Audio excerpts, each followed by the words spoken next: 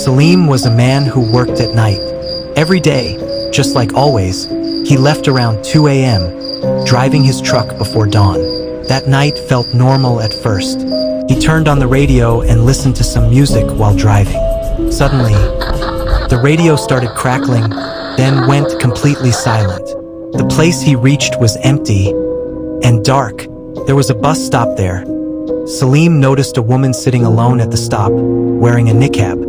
He slowed down and stopped in front of the bus stop.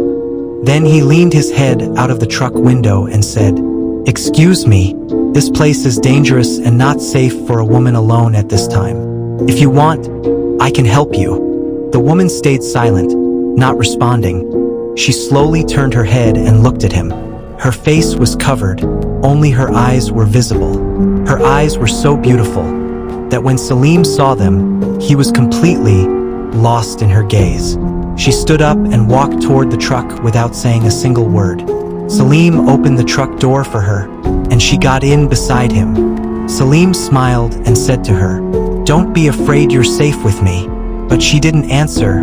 Salim felt a bit embarrassed for himself, talking too much while she ignored him. Sometimes she just looked at him, then quickly turned her gaze elsewhere. After a while, Salim decided to light a cigarette. He grabbed one from the box, but it slipped from his fingers and fell to the side, near the woman. Salim reached to pick it up. What he saw in that moment made his blood run cold. A sharp wave of fear rushed through him. The sight sent a chill through his veins. Her legs weren't normal. They were hooves. Despite the fear he felt and the shock that filled his nerves, Salim kept his composure. He raised his head without showing any reaction, without revealing his fear.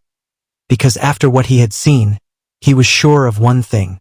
The one sitting beside him was not human. And if she realized that he had seen her hooves, if she knew that he understood what she really was, she could kill him. He was driving, and suddenly, he felt something strange. It was like the truck itself was heavier, resisting his control. He tried to call out, but no sound came from his mouth. Then he saw her clearly for the first time. Her face.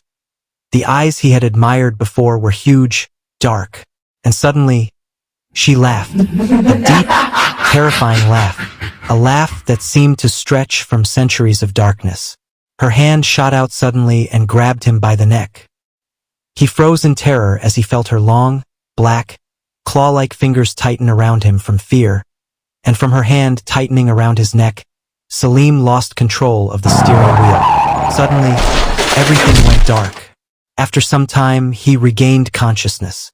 He found that the truck had crashed into a tree. His head was injured, blood running down his face. With great difficulty, he got out of the truck, stumbling and holding his head. He made his way out of the forest. He reached a main road and crossed to the other side. Then he saw a light in the distance. He followed it slowly until he realized it was a small cafe with some men sitting inside. Salim ran toward it, barely able to stand, looking left and right in fear. When he got close, his legs gave up and he fell to his knees. The men rushed toward him, helped him, and gave him a chair to sit on. They tried to calm him down. After he relaxed a little, he told them what had happened. They called for an old, respected man known as Sultan. When the old man arrived and heard the story, he smiled and said, "You're so lucky to have escaped her." He continued, "That was Dwiss.